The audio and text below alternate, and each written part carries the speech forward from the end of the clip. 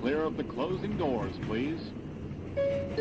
Welcome to Subway Sports Talk. My name is Peter Kennedy, and I am your host. Thank you so much, as always, for tuning into SST on Apple Podcasts app, Spotify, and on YouTube. Don't forget, you can watch the video on Spotify as well. Fun little feature on the Spotify app. Check us out. Watch me, Cody O'Connor, Pat Boyle, smoke some picks, and you can look at smoke as a good thing or a bad thing. That's in the eye of the beholder, but right now, it has not been a very good thing because, boys, we got Pat Boyle and Cody O'Connor in the house, but I have some terrible news. For the first time in the 2023-24 regular and playoff NFL season, we are officially under 500. And I'm sad to say it. It sucks. Since week 1, we were above 500, and today we sit here at 112, 114, and 2. And I like to think that those pushes should have been wins. But Pat Boyle in the house, we sit here today as a team of losers. How you doing? You know, you think you know a guy, right? You think you know a league. And when you think you know a guy for 18 weeks, week 19, wildcard weekend, you walk in on him and he's banging your mom. So you never can predict it. By the way, we were talking before the podcast. What was our high water mark? I think Thanksgiving weekend, we were 16 games above 500 as a collective group. So That's have late collapsed. In the year. We've collapsed like the Eagles. Yeah. Wow. That is not a team you want to be compared to, and not a team that Cody O'Connor even wants to utter a thought about right now. Or maybe he does. Cody O'Connor, what's up?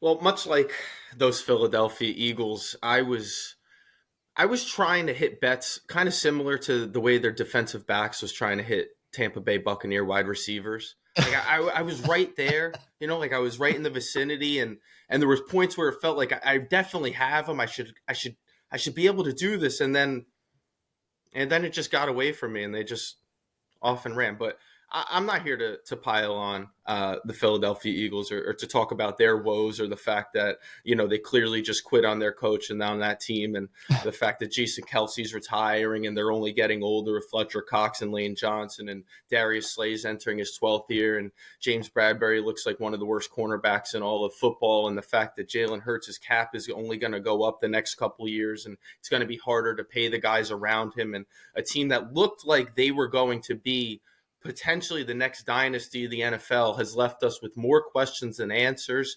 And the Eagles fans that I know want Sirianni out, and it looks like he's going to stay. But I'm taking the high road, and I'm not going to mention any of that.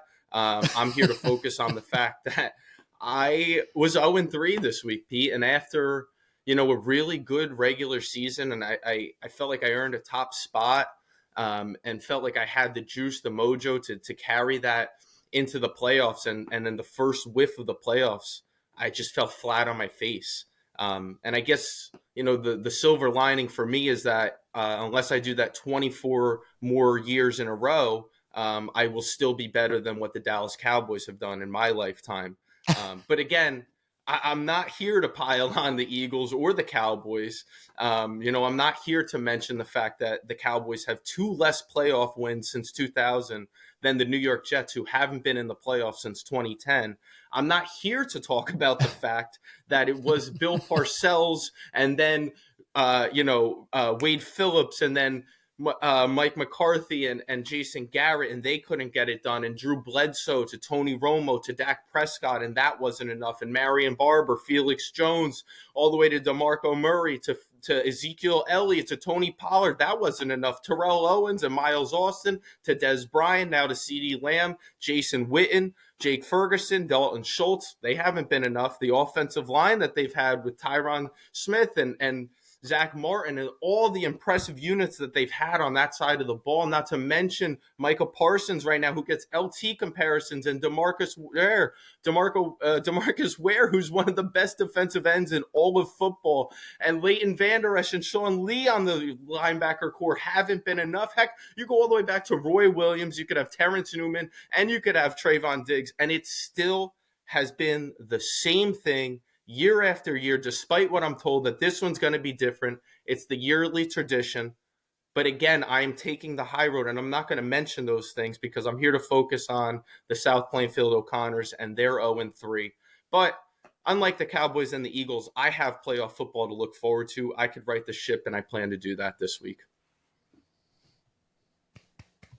Cody, that was impressive. That's a round of applause right there, Cody. That's a round Are of applause. you And if I impressed with wasn't the so fact- gung-ho. Oh, go ahead. I figured you're impressed with the fact that I was able to take the high road there and not mention those things.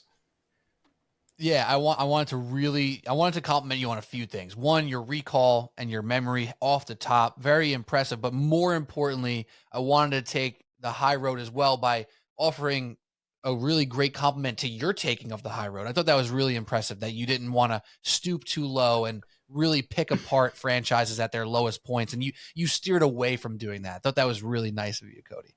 That was very nice. And if I wasn't so gung-ho, Exactly, as I was going to say before, on saying the Cowboys are going to get over the hump this year, I would have also taken the high road with you, Cody. But I'm not feeling as friendly because I said the Cowboys were making the championship series. What sport am I talking about here? The conference championship or the Super Bowl this year? I said Dak Prescott was getting over the hump.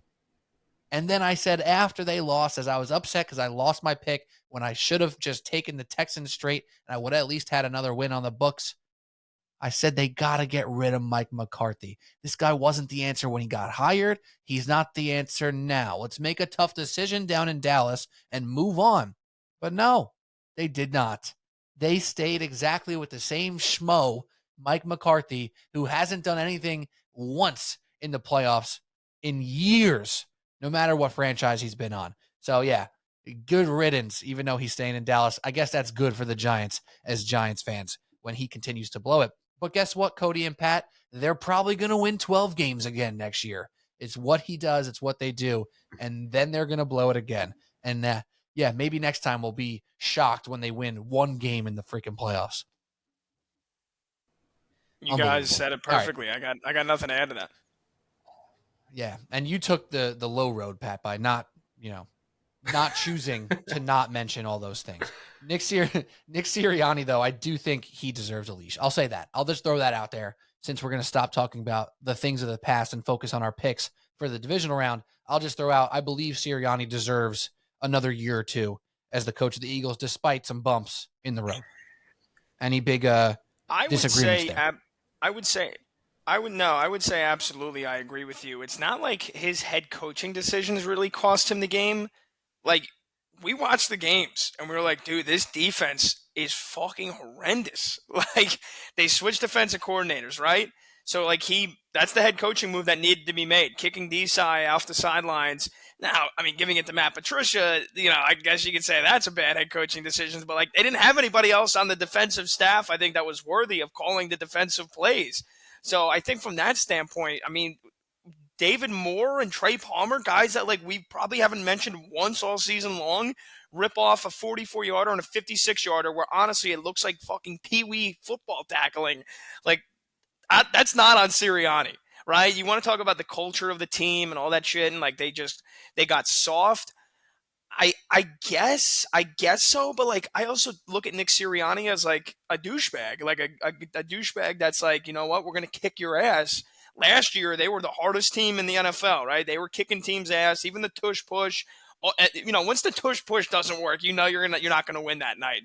But I don't think anything about the Eagles were soft. I just think they were a horrendous defense that were somehow able to manage those flaws, mask those flaws for 11 weeks, and then everything came crashing down. I agree. They were 10-1, and the fact that they were in the Super Bowl last year, Sirianni's coming back, and I still think Jalen Hurts is a great quarterback.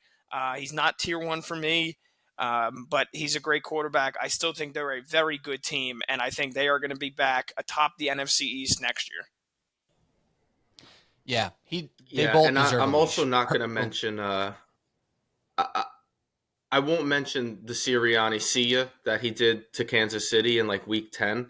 And the fact that, see ya, they're out of the playoffs. The only thing with Sirianni, the only reason I would say I thought maybe they would look elsewhere is just because of the candidates that are out there. Just because Vrabel and Belichick and potentially Harbaugh were out there, that scared me as a Giants fan that they'd get one of those guys. So for that sense, I was kind of happy they're keeping Sirianni.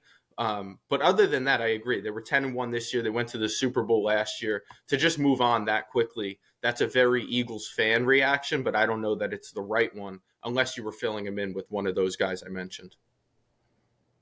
Yeah, 100%. It's just people weren't thinking about the coordinator thing with both sides of the ball. It happens to teams that make the Super Bowl all the time. McVay and Shanahan, who are getting their coordinators poached left and right year after year, they probably deserve more credit than they get for constantly replacing those coaching positions well. But it's not that easy. And yeah, also I think like making it to the Super Bowl is a grind. They didn't have adversity late in games last year. They were winning and just rolling through fourth quarters. Look at Jalen Hurts and A.J. Brown's stats from fourth quarters of last season. They almost don't exist because they won every game huge. They had a lot more tougher games. They won some of those this year. They lost some of those. But you saw the wear and tear build up. Jalen Hurts did not look like himself at all. And that's not me saying he now sucks. It's just that he don't look right. So he deserves to get right. It looks like he was banged up since week 9, week 10, when they were still winning games when they shouldn't have been winning some of those games. So yeah, as much as I don't want to defend the Eagles, I will say this: they deserve to continue to put this thing together and at least run it back in some capacity. All right, first pick of the divisional round. First, actually, let me roll through our records really quick. I mentioned this is our first week since week 1. I can't even say since week 1 because we were over 500 in week 1. This is our first week of the entire season, regular and playoffs, that we are under 500. What that means is our backs are against the wall, and we ain't going to eagle. We are going to push forward, push stronger, push harder, and win some picks here in divisional round. 112, 114, and 2 is the total record. Currently, I am the lone leader in first place. Me and Cody had a tie there for like 3 weeks in a row, but I'm 30, 26, and 1. Cody is 29, 27, and 1. Mark Shenloogian, 27 and 30, and Pat Boyle on that ass at 26 and 31. About to catch Marky Mark and the Shenny bunch. Hell yeah, Pat. Absolutely. And Pete, just really quickly, me and Cody are on the chat right now. I think we have an odds discrepancy for the first time all year. A 2-team 6-point teaser should always be basically even money, or not even money, but like a normal Minus spread 120. vig, right? Yeah. Minus 120? Okay, because I was... DraftKings standard is minus 120 for any 6-point 2-team teaser. Yeah, because I had that, like, as I was going through the games, and I just looked at those two, and I was like, all right, Lions money line, and they're 6.5. I was like, all right, so I'm going to bump the Chiefs up 6 points, and I didn't even compute the odds. I was just like, all right, it's either minus 110 or minus 115. And then Cody said he had the same bet, and it was coming out to be, what was it, minus 135 on DraftKings? They're stiffing us right now. Yeah, I think sometimes, and Pete mentions this a lot, like when you go through those key numbers, I think the odds kind of shift. Like if you go through a 4.5 to a 5.5, it's not going to change much, so you might get the standard number. But when you go through a 7 and an 8, I think that's where it really starts to change, and then the vig becomes even bigger. So I see it at minus 135, and I will confirm right now. Leave it to our fearless leader. Yeah, I'll confirm right now, live on DraftKings website. If you take the Kansas City Chiefs plus 2.5 and the Detroit Lions minus 6.5, and just click those two, you get your little bet slip, and then you switch to teasers, 6-point teaser, which puts you at minus 120, and then you get the Chiefs at plus 8.5 and the Lions at minus 0.5. So essentially, instead of saying money line, you'd say minus 0.5. But that is like legit DraftKings. Hit the teaser button. So instead of going to your alternate lines, that's where they catch you a little bit. That's where some of those little odds on the key numbers are different. But if you hit the two straight picks and then click teaser, you'll get the minus 120 guaranteed. So count it, but it's minus 120. All right. The math is mathing on your end. That's stupid. It is tricky. No, that's a good point though, because I think with like some of the teasers that like we put together on this show, more so like Mark does it all the time, right? Where he's alternate lining. It's not even really a true teaser. He's just straight up buying points. Like a teaser in the classic sense of the term is you're buying 6 points on 2 legs or 10 points on 3 legs, 14 on or 13 on a super teaser. You know what I mean? Like if you're just buying alternate lines nowadays with the way DraftKings and FanDuel got it set up, it's a little different, a little more frisky with the way the odds are set up. But if you guys ever do a true 2-team 6-point teaser, always minimum -120, unless obviously you find it better than that. So with that being said, Pat, do you want to kick us off? Is that your first pick, or did we just give it away? Kind of. I think it's Cody's first pick. So Cody, it wasn't my first pick on the list because I usually try to go in chronological order. So if Cody wants to hit this corner 3, ahead, I can dish it his way here, or I can do my first pick. All right, Cody's shooting. I bricked it. Jesus. You're not breaking it because this pick is going to hit. So let's hope so, buddy. Nothing but nylon, baby. Dude, I'm telling you, I'm colder than it has been outside right now, but it's got to turn. It's got to change, and let's start it with this. So, yeah, I'm on the same boat with you, Pat. Pete, when we did our podcast, I had Ravens beating the Lions in the Super Bowl.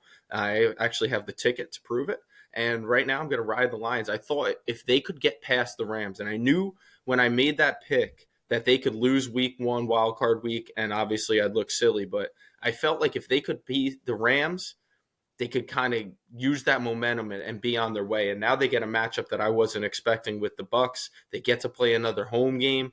And I just think Detroit's going to get it done. I think that they have a lot going for them. Somehow Sam Laporta was healthy last week, which at least when we did the picks, I certainly didn't see coming. I didn't even know he was going to be healthy until pregame when I was looking through DraftKings and I saw his options all available. And I said, oh my gosh, this guy playing? But, they still got Montgomery and Gibbs back there. Jared Goff looked very, very comfortable in that playoff game last week. Felt like maybe they got the monkey off their backs with Detroit not winning a playoff game in something like 31 years, if I'm not mistaken. And now they're back home where they have been so successful, so good.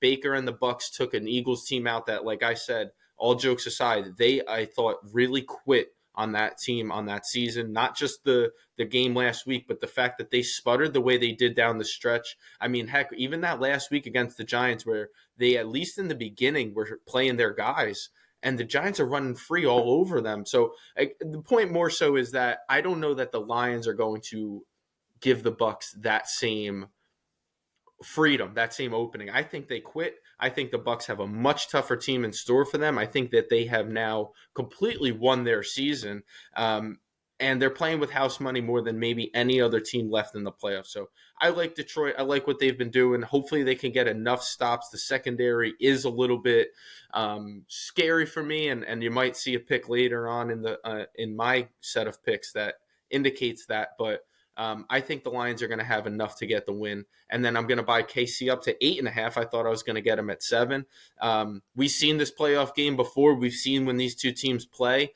And it's just going to be a dogfight, whether it goes over, whether it stays under. I do believe it just stays close. I think it's one score. I think KC, I slightly lean towards taking Mahomes and those boys to be able to go into Buffalo and get a win. We've talked about how Buffalo has won their games, but not like they've been playing clean football, and they kind of got a little fortunate with that Steelers game. It was almost like the roles were reversed as the Steelers are turning the ball over, and obviously as an inferior team, you cannot give more opportunity to the Bills in that sense, and they still got it to within a touchdown before the Bills opened it back up late. So the Bills have been anything but a clean football team, not to say that KC has, but Rashee Rice really stepped up for them last week. Looked like the clear wide receiver one, which Mahomes desperately needed somebody to be.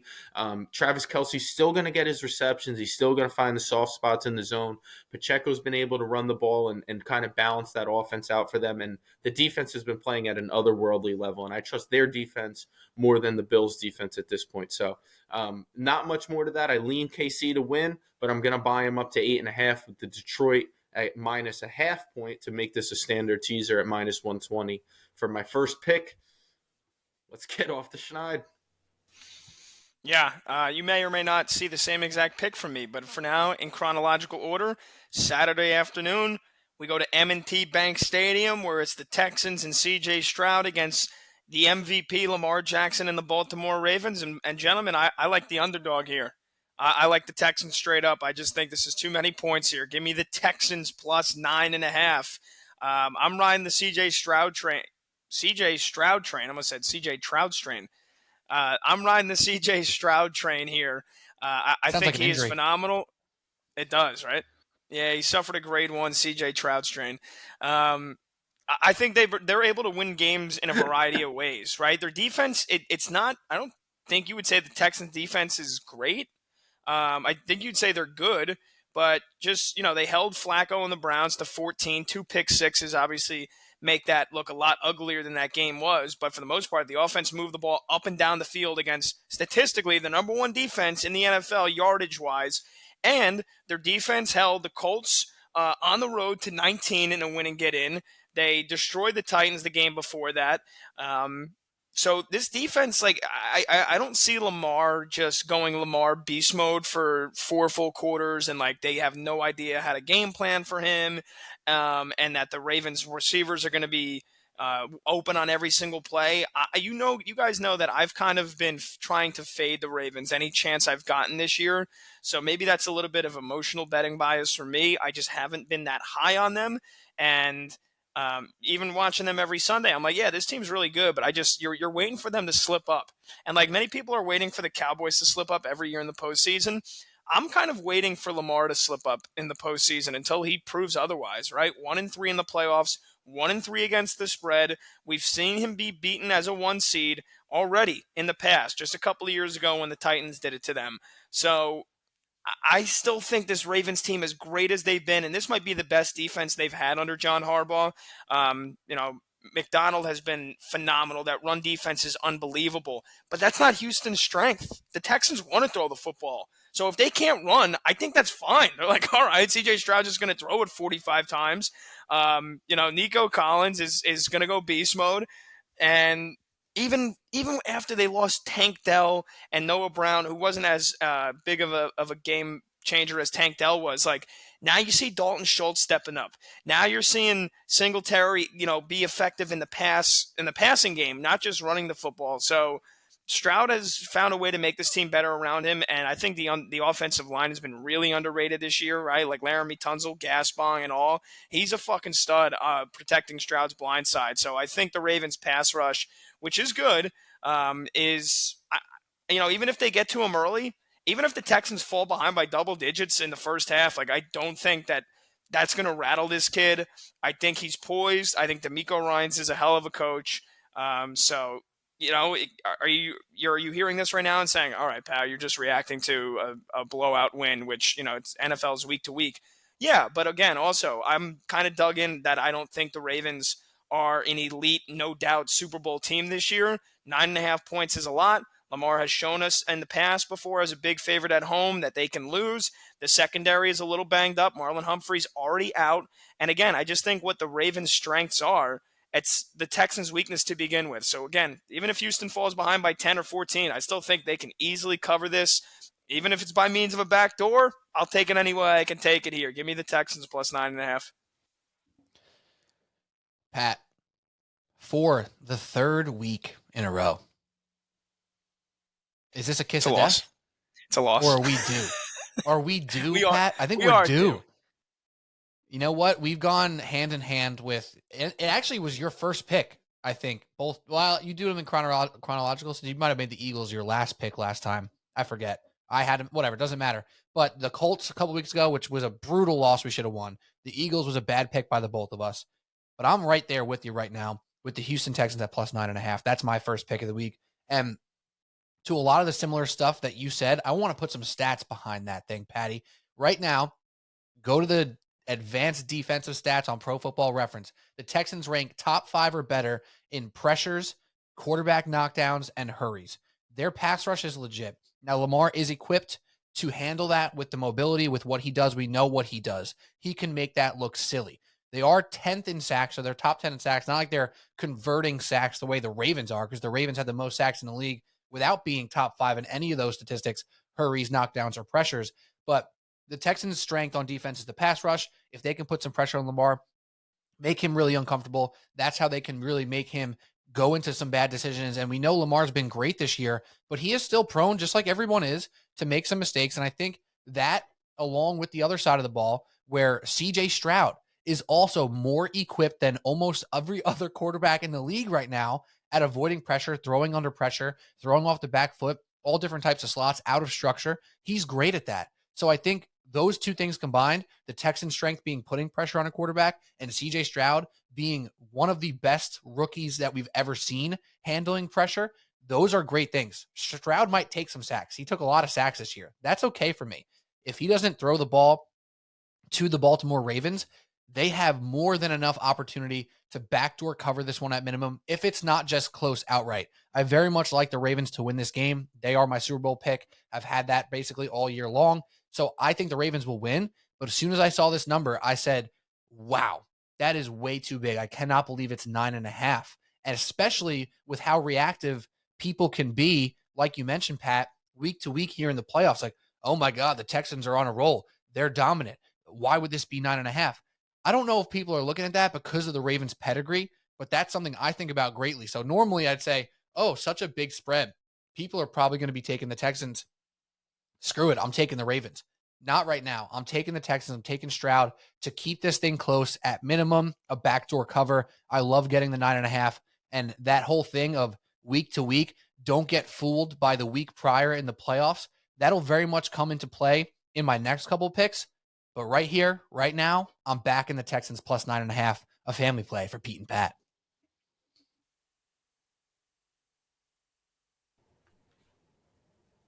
As I twist my little evil mustache over here, because you know what pick number 2 is? You know what it is? The Ravens. Minus 9.5. We're all the way against each other. I can't remember. We always have a sandwich opportunity, but I can't remember an exact against one another pick for me and anyone on this. And there's a couple reasons, because to be honest, the first thing I thought too was this number is huge. Why is it 9.5? Look how good CJ Stroud has been. It's not just last week. He's essentially won back-to-back playoff games with beating the Colts. Back-to-back primetime games where CJ Stroud has showed up. And I keep praising the guy, and I was wrong against him against the Browns, but they were home in that game. The Ravens are home this week. The Ravens are one of the best defenses in the history of the NFL. First in sacks, first in points allowed, first in takeaways. Multiple All-Pros. Yes, they're down Marlon Humphrey. That is not ideal, especially with the way Nico Collins has looked. But Lamar is the MVP, man. And Pete, I know he's your guy, and I know they're your pick. They're also mine, because this team has been not just a one-trick pony. It's not just on Lamar's shoulders. Pat, you talked about how the Texans can win in multiple ways. Well, the Ravens can do the same thing. They could beat you with their defense. They could beat you with Lamar's arm. They could beat you on the ground. And they're well coached on the special teams. I think that they're the best team, and that's why I got them to win the Super Bowl, man. And again, my first thought, 9.5. Wow, what a big number. But why hasn't it moved at all? So I'm putting my gambling hat on, right? And I saw it on Action Network today that the public is all over the Texans. And then I hear that you guys both have the Texans. And again, I was ready to take them at 9.5. I did a direct flip to take the Ravens here because of what I saw. The fact that the line's not moving is odd to me. And again, the Texans going on the road, CJ Stroud on the road in this playoff game, I think that's a little bit different than playing a Browns team who I think I got fooled by, didn't quite understand or didn't realize the numbers. Their home and road splits, especially defensively, was it's an astronomical, it's such a volatile difference between the two. And I didn't even realize that going in. So that's on me for not doing my research. Hopefully I've done enough this time. I don't love the fact that the public is all over Houston and the number is still not moving anywhere. That's usually an indication that the book feels comfortable. They want the Ravens to win, it seems. And when the book wants what it wants, it usually gets it. So sometimes, Pete, you talked about being unscientific with your bets. There's a little bit of that. There's a little bit of numbers behind it as well. But I don't want to go against Lamar. I don't want to have to pick on the other side. He's the MVP to me. He's been the best player in the league.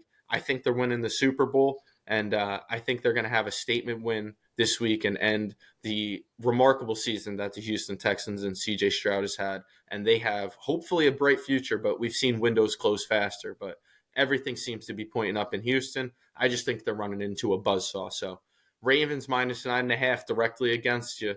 Let's change some standings this week, Pete. I'm ready for the leapfrog move. Well, you sound like a guy. Go ahead, Pete. I'm twisting my little mustache here, Cody. And I'm not trying to crap all over the Action Network. They do some good stuff over there. But according to some numbers that I'm seeing, 63% of the bets on the Ravens, 75% of the cash on the Ravens. So where's that public coming from, huh? Where is it coming from? Time to go back I'm to my sources. That was on Pickett. This is on pregame.com, and this one goes a little bit in your favor, but it's not a drastic number. 53% of the tickets on the Texans, 54% of the cash on the Ravens. So that one aligns with you, but it's not a huge spread. It's not something that would be a game changer for me. But that's me, who's taking the Texans, Cody, because now you and I are arch enemies. And Yes, we are. That's just where we're at right now. What does that say, though? And I like when Pete, who normally does it, gives us a breakdown of the percentage of bets versus percentage of cash. But you just looked at 3 different websites, and you guys got 3 different numbers. So how do we know who to trust on a week-to-week basis? For me, and that's a great question, and that's why, like, in the past, probably, let's say 6 weeks, I've been using Pickett and pregame.com just to kind of test that exact theory, Pat. I think that's interesting. Those sites only have their data. Right. So if you go to FanDuel data, like sometimes I don't think you can get that publicly from FanDuel or DraftKings. They don't give that out. But sometimes like Bill Simmons will mention how many people, according to FanDuel, which he got from his source there, his sponsor, were on XBet or against certain teams, whatever.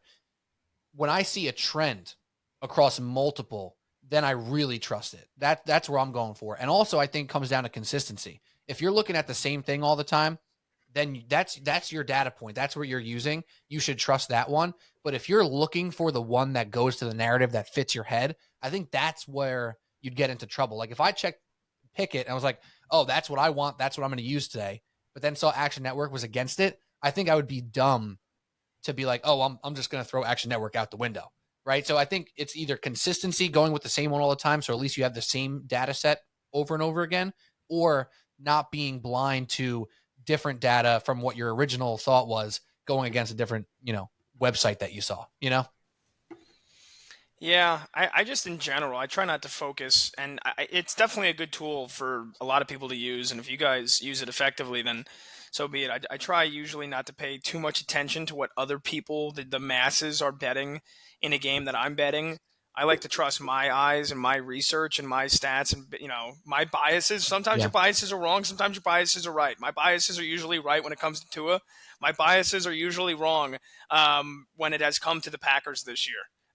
Other than when I picked the Giants to beat them. Other than when I picked the Giants to beat them. So, it's if your biases can be wrong and right, and I don't know. But, yeah, that's definitely a good tool at times if there is a big discrepancy because – there are like big public sides that, again, if you don't get caught up in that, you can hit an easy win. And I think too, it has to be an extra data point. It shouldn't be your main data point. Like I usually look at it like, I like this spread, but I feel crazy for taking it. Is this crazy? And then you look at those numbers and you see all this extra money, like more money per bet is on this team. Then, okay, maybe I'm not crazy for liking this underdog, or I'm not crazy for liking this big favorite, right? So that's kind of the way I try to use it when I look at it. I see it very similar to how analytics are used in sports. Like I agree, Pat. I typically try to use my eye test, and anyone who's been listening throughout the year knows I rarely back with numbers. It's usually what I've seen each week and what I maybe my bias, like you said.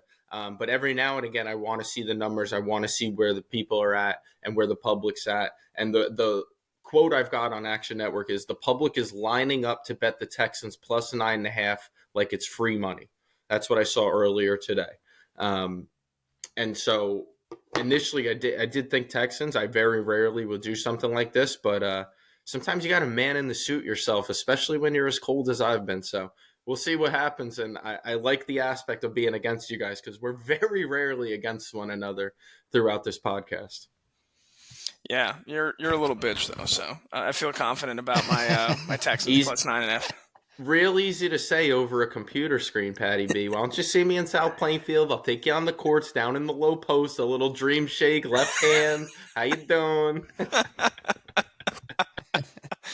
All right, so pick number 2 for me. I am, you're saying, all right, Pat, you're taking the big road dog for one game. You're going to definitely take a big road dog for the other, right? Nope. Nope. I am taking the Niners minus the 9.5 Saturday night in San Francisco.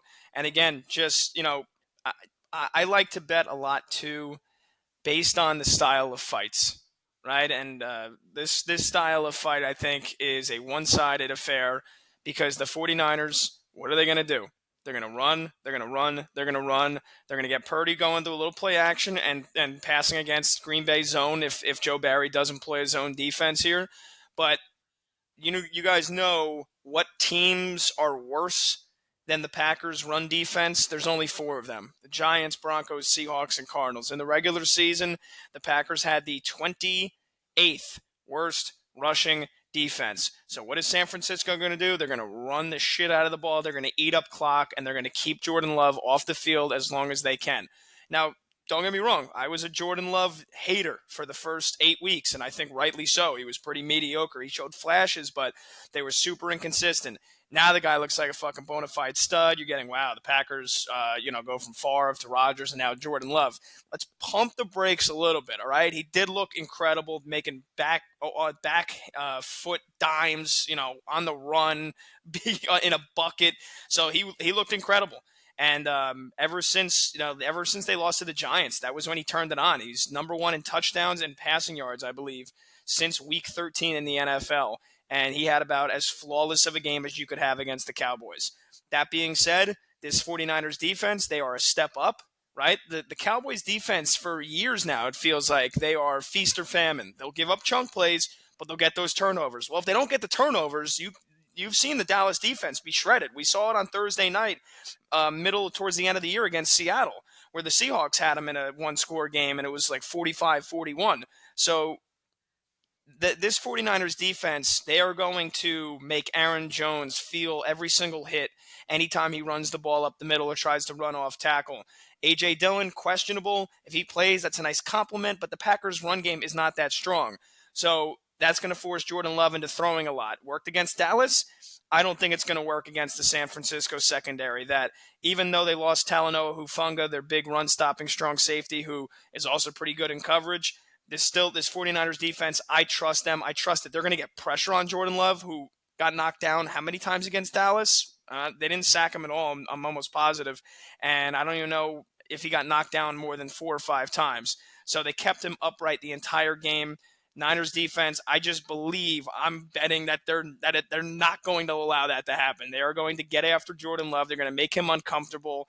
And this Packers defense, again, which a couple of weeks ago gave up 30 fucking points to the Carolina Panthers, who then got shut out back-to-back weeks. This Packers defense is super suspect. They can't stop a nosebleed, let alone the run. So I think this is 49ers run the ball, control the clock, get a timely turnover, and I think the 49ers probably win this game by 17 points. I do think this is a blowout. I did think the Cowboys were going to blow out the Packers last week, but I'm not going to get carried away with what I saw last week. I know how good San Francisco has been for years. We all do. We know that Purdy is great. We know that the San Francisco 49ers zone running scheme with Trent Williams and running outside the tackles, as well as being able to run the ball straight up the middle, is going to favor them. And I don't think this Packers defense is ready for this test. They're pretty healthy, right? I mean, Jair Alexander's questionable, but Devondre Campbell and Quay Walker, they're big run stopping linebackers in the middle, are going to be healthy. They're not ready for this test. And Christian Watson may be a little bit healthier. I still don't think he's 100%. So I am putting my money on Shanahan, McCaffrey, Debo, this 49ers offensive line, and the fact that they're going to use the home field advantage here to really crank up the pressure on Jordan Love. Give me the Niners minus 9.5. Should I do it? Should I do it? Don't do it, Pat. We got another family play, Pete. Pat, I don't know what to do. All right, hear me out. This game here has really made me pull my hair out a little bit. And I did a solo podcast that came out. Go ahead. Let me interrupt real quick. Sorry, Pete. Before you give out your pick, I will say this. If you're maybe wary on the 9.5, you think it's too many points, if the Packers are going to keep this game in the realm of being a close game, they're going to have to score. So if you don't like the spread, I do like the over. I like the spread more than I like a Patty Boyle same game parlay here, but I would say if you don't like the 9.5, you get San Francisco down to 2.5. If you think they win between a field goal and a touchdown, maybe you take them 4.5 and you take a couple off the over as well. I didn't do it. I don't know what the odds would be, but I would presume Niners minus 4.5 and over like 43.5 probably get you close to even money. So I'll just say that. And the over in general I like as well. So especially if you think the Packers keep this game even somewhat close. So this is where I'm stuck, because you talked about the style of the fighters, right? That's what you're looking at for this game. And that's exactly where I'm getting stuck. What nerves me to no end, and it's probably because what I just saw and how I just doubled down on the Cowboys last week and was so frustrated with that horrible pick. If the Green Bay Packers go out and get the ball first and score, how is the rest of that game going to look? If the Green Bay Packers do happen to take a 10 or 14 point lead in the first half, we've seen the 49ers struggle to come back. Now, if you look at the stats, the San Francisco 49ers, from expected points, the EPA stuff that everyone talks about, they're the number one passing offense. We all talk about their running offense, their rushing offense. They're the number one passing offense by all metrics. Not the Dolphins, not the Cowboys. It was the 49ers. They were number one. Green Bay was number 3 in this stat. So they can move the ball. We know it. It's burned me many times this year. So my big nerve with taking the 49ers minus 9.5 is what happens when the Packers win the toss, and like most teams don't, they elect to receive.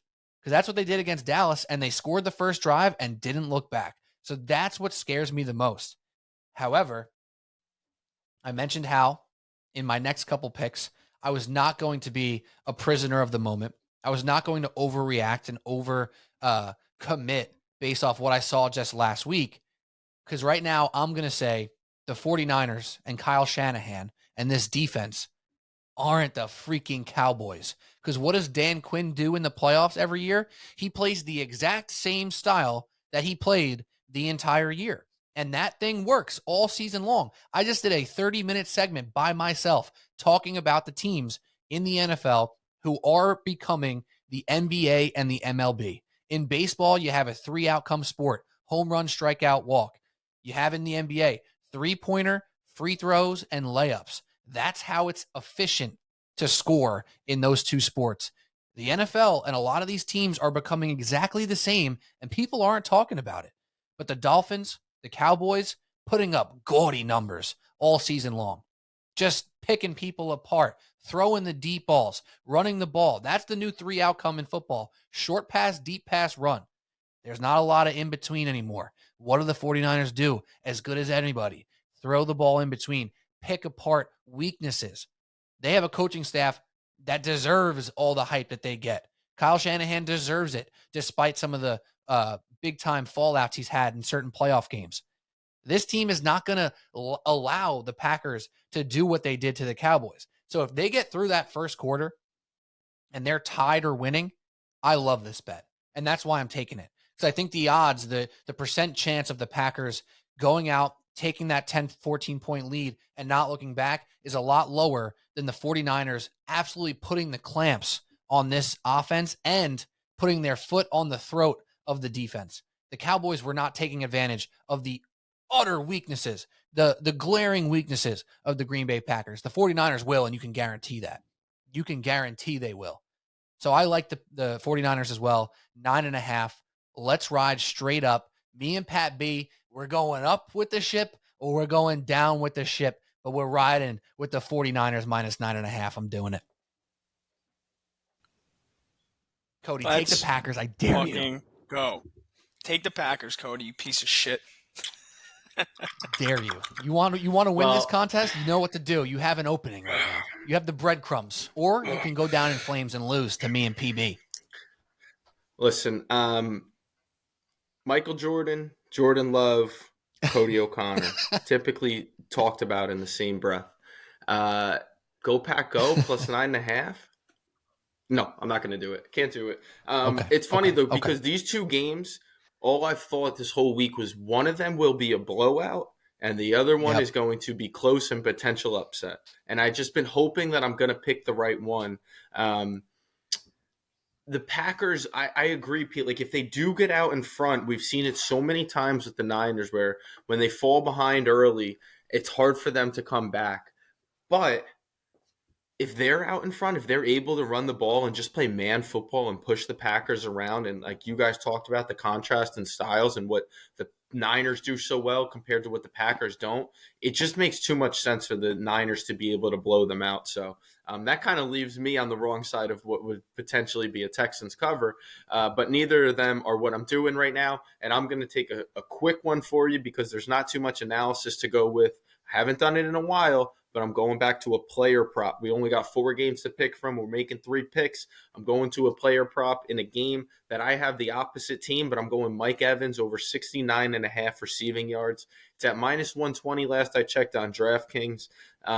Mike Evans had a few tough drops, some really not all that surprising. I had Mike Evans in fantasy and watched him relatively closely this year, and he actually has those moments, those games where he just makes drops like inexcusable, and you're like, man, Mike Evans, like, he feels like the most sure-handed. He's 1,000 yards every year, but he had a couple big drops. He had one early in that game on a deep ball from Baker that was really well thrown, that should have been a touchdown and would have hit my bet, but I was as cold as could be last week. So this is a new week. It's a new me. It's a new Mike Evans, and I think he's going to bounce back. And that could be in garbage time, and that's what I'm hoping for, as I do have the Lions money line. But I also see shootout potential, and I also know that Detroit has one of the worst, if not the worst, secondary in all of football. So I think Mike Evans and Baker Mayfield are going to be able to get him over that total 69.5. It could be a deep shot that can get him 45 of it in one play. And again, there's just not too much more that goes into it. I'm trusting that Mike Evans is going to bounce back in a big way in a spot where his team needs him. A little uncharacteristic of him last week to be kind of that quiet, but they ultimately didn't need him. This week they will. Lions secondary, like I mentioned, not very good. There's not much more that goes into this. Over 69.5, Mike Evans for my final pick of the NFL divisional round. Let's turn it all the way around. Man, do I need a bounce back. Man, do I need a bounce back. Yeah, you do. Unfortunately, you're not going to get one. Fortunately, you're not going to get one. Under 69.5 receiving yards. Pat Boyle picked number first. No. So I have Patty Boyle's got a family play for all 3 picks. 2 with Pete, 1 with Cody, because I do love the 6.2 team teaser here. The 2 teams that kicked us off all the way back in the first week of September. We've come full circle. Lions money line, Chiefs plus 8.5, minus 120. Look, with the Detroit Lions, they're at home. If you thought the home advantage that they enjoyed last week was great, this week's going to be even more unreal, because now Lions fans got a taste, right? They were ready to have their hearts broken, but they showed up. The place was loud as hell. It was uncomfortable for the Rams after like the first and second drive when they kind of went back and forth for the first quarter and a half, and Cody thought the over was going to hit. After that, the crowd really started to become a factor. The Lions defense settled in here. Now look, again, you want to get carried away with the Buccaneers destroying the Eagles 32-9, and you believe the Buccaneers are going to keep this game close? Sure, why not? They've been hot for about 7-8 weeks now. The offense has put up 30 points 3 out of their last 5 games. The defense seems to come up with stops in the red zone and force teams into stalling for field goals, and defenses usually travel, and Todd Bowles is going to try to put Jared Goff under pressure. But here's the thing.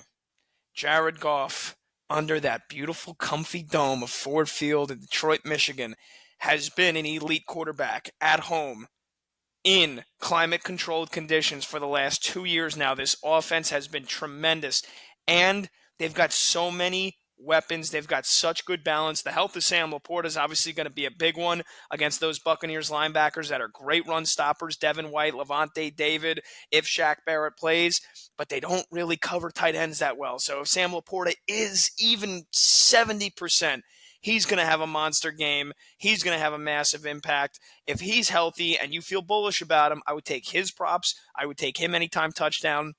If he doesn't play, fucking put $5 on Brock Wright to score a touchdown, because I think the tight ends for Detroit could have a big game. But we know Montgomery is the Thunder and Jahmyr Gibbs is the Lightning, and they are such good complements to one another that I think Tampa Bay, their linebackers, again, as good as they are traditional run stoppers, maybe Montgomery doesn't have a big game, the 17 carries for 95 yards, but Jahmyr Gibbs is also probably going to have a huge game because he's so elusive. They get him out in the backfield. They get the pre-snap motion. Ben Johnson as an offensive coordinator is fantastic.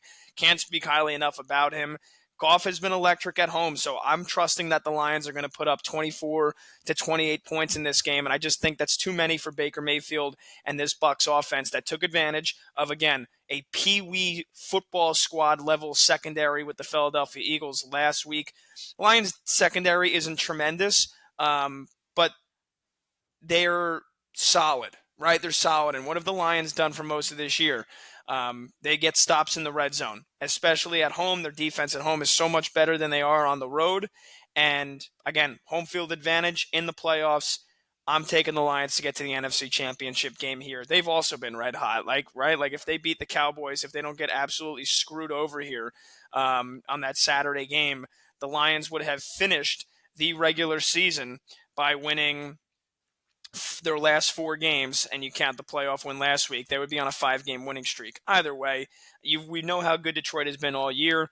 I don't see them losing at home to Tampa Bay. Again, 6.5 is kind of an awkward spot. It almost feels like people are, they're begging you to bet the Lions the -6.5. I'm just taking them to win because that moves us to the best game of the weekend. And quick shameless plug here. I'm 99% certain that it's live on SNY, but I will be on SNY doing some LIU men's hoops Sunday night, 7 p.m. So kind of a bummer that I can't be locked into Chiefs-Bills. But I can't wait to at least watch it at halftime. Maybe have the game on my phone while the game's going on. But anyway, the game of the weekend, it's Mahomes, it's Josh Allen, but it's the Chiefs defense that has gotten them to this point. And again, perfect storm for them to blow out the Dolphins last week. At least my opinion, that's why I picked the money line and the under. Tua in the cold conditions, in the elements, Jalen Waddle not being 100%. That being said, this Chiefs defense has been great no matter who they've played this year. What's the Chiefs defense weakness? Is that you can run on them, right? Do the Bills run the ball very well? No, they've run it better since they put Joe Brady as the OC, since they fired Dorsey, giving the ball to James Cook a little bit more. But for the most part, it's still kind of Josh Allen beating you with his legs or nothing. So I think the Chiefs' run defense makes things uncomfortable. And I think just as we've seen many, many times before, especially when they have home field advantage in the playoffs, Josh Allen, as much as he can be the superhero, he can also be the kryptonite for the Buffalo Bills. And I think he's going to be forced into some spots where he tries to play hero ball, and this Chiefs defense gets either stops in the red zone or they get turnovers in the red zone like we've seen over and over and over again in Josh Allen's career. And I think he's fantastic, and it's not a knock on him. It's just the truth. So I don't think the Bills are a complete, consistent enough team to blow Kansas City out. And I get it. We've watched KC all year. They have been mediocre. Their offense has been flawed. Travis Kelce looks washed.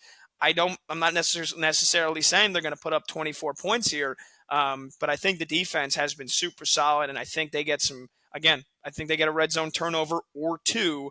I think the Chiefs win the game outright, but I will gladly take the cushion of the 8.5 points here in what I think finishes as a 20-17, maybe you get a wacky like 22-19 final score here.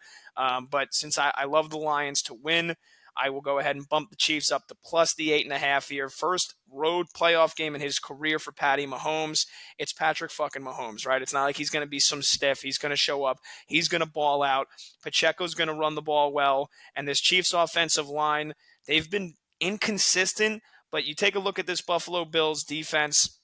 And again, Matt Milano, their big run-stopping linebacker, has been out since the middle of the season. Tre'Davious White, their lockdown corner, he's been out. They've been able to mask that with some good play and some good trades, but Rasul Douglas, banged up. Teron Johnson, their other corner, banged up.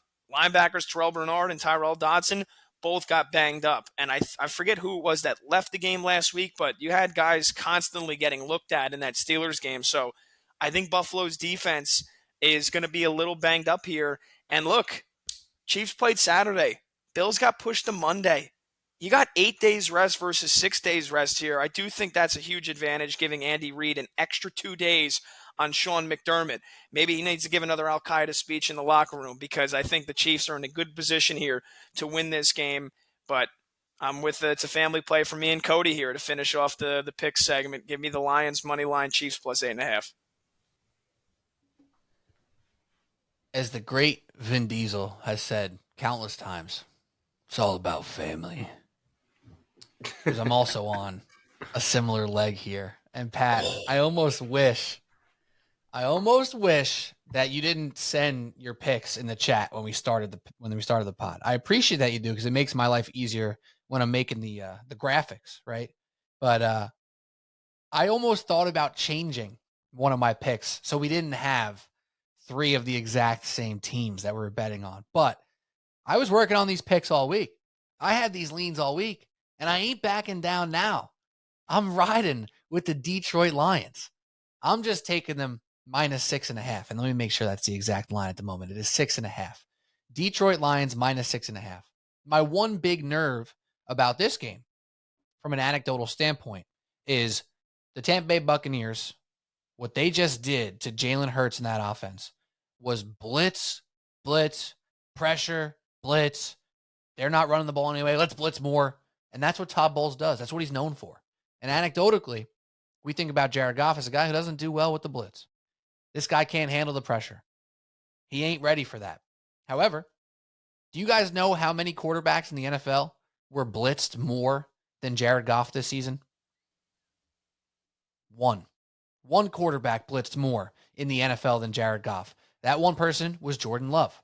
Jared Goff, 212 pass attempts did he face a blitz out of 600. That's 22%. So this idea that Jared Goff can't handle the blitz, he's seen it more than anybody else in the league basically this entire year. And their strengths lie in not just living on deep balls, but they lie on passing the ball to Amon-Ra St. Brown 5 yards down the field 42 times a game. It's what they do. Sam Laporta is not always just hitting deep shots. He's in between the numbers. He's making big times play. They live off Jahmyr Gibbs getting the ball in open space and making plays. Jared Goff's also one of the quarterbacks who gets rid of the ball quicker than anybody else in the league. So they have the battle-tested ability to handle Todd Bowles' MO, which is to blitz. Ben Johnson is well aware of who Todd Bowles is. We are well aware of who Todd Bowles is. They blitz at a 40% clip this year, 3rd highest in the league. So if you don't think the Lions are doing everything in their power to prepare for the blitz, unlike the Eagles, who instead of committing to the run at any point in that game, just decided to throw bubble screens to Julio Jones when he was double covered outside with press coverage, like we all saw it with the Eagles. There was no game plan that was going to combat what Todd Bowles and that defense does best. The Lions will commit to the run. The Lions will take advantage of the inside, in between the numbers. They aren't missing their best receiver in A.J. Brown. They have Amon-Ra. They have Laporta back. They are equipped to handle this. And again, we're talking about not being overreactive here. Everyone saw it. Everybody watched the Buccaneers dismantle the Philadelphia Eagles. Everybody saw Baker Mayfield put the ball on the money over and over and over again. That's every reason why you should back the Buccaneers here. Everyone saw the Lions play a hard-fought game that went down to the wire against the Rams. Well, my take on that is the Rams would have beat every other team in the NFC this week or last week in the playoffs. The Lions-Rams were the best 2 teams in the NFC, not counting the San Francisco 49ers, who didn't play last week. The Lions are equipped. The Lions are better. They've been better the entire year, and they're still going to be better this week, and they're going to prove it. So I'm not scared of the blitz from Todd Bowles. I don't think the Lions are scared of the blitz from Todd Bowles either. And if I'm the Buccaneers or a Buccaneers fan, I am scared that this team in Detroit is going to have a little bit more fight in their battle going up against the wide receiving core of Tampa that just ran amok against Philadelphia, who ran for all these yards after the catch because the Eagles couldn't tackle. You can guarantee a few things here in this game. And one of them, the most important, perhaps, if you talk about football like this, is that the Lions are going to leave it all out on the field. The exact opposite of what the Eagles did last week. So I'm rolling with Jared Goff. I'm rolling with the Lions. I think they had the better test in week 1 of the playoffs, going up against a real team that was trying hard in the Rams. And the Buccaneers, a little bit of fool's gold, bit too much dip on the chip now with Baker Mayfield here. And yeah, he rolled in and beat the Eagles and owned it and did everything he could, and it worked out well. It's going to stop here. Lions win by 6.5. That's my final pick. And there we go. There we have it.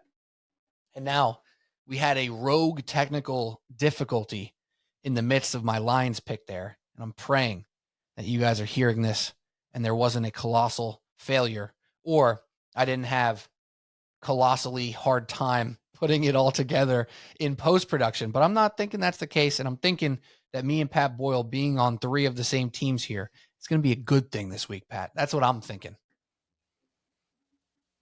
Yeah, I'm thinking that we are collectively either going to have a really good week or it's going to be a repeat of last week here. But I know for sure that Pete Kennedy and I are going to have a great week, and that Cody's probably going to be 1 and 2. Easy to say for the caboose. Hey, yeah, well, not for long, I'm baby. riding the caboose 4 points right now. separate. Sorry, I cut you off. Go ahead. I was going to say 4 points. No, it's all right. 4 games separate the top from the bottom. So it's a log jam, baby. It is a log jam for the first time all year. And now that me and Pete are on the same exact bet for 2 of them and same team for 3 of them, I think I got to hope at this point that the Lions win but don't cover if I want to have any chance of catching them. But I know this. I told you, I'm finishing the year above 500, and that's still very much in play. I love it. All right. Great stuff. Divisional picks in the books. Make sure you follow us on social media at Subway Sports Talk. You can always see the picks there, reference them there on Instagram, Twitter, TikTok. Pat, have you been able to say X more frequently? I know I want to say X because I know it's the thing that it's called now, and then I just choose not to. How do you feel about that? I rebel. I am an anarchist. I will always say Twitter no matter what. It could be X for the next 2,000 years, and my dead body will come back from the ground, and I'll say Twitter. Yeah. In my head, as I approach saying social media, Instagram, TikTok, and Twitter, which has a good ring to it, by the way, I know that I want to say X because it's the right word, and then I just choose not to. So that's where I'm at. Cody, you don't particularly care, I'd imagine.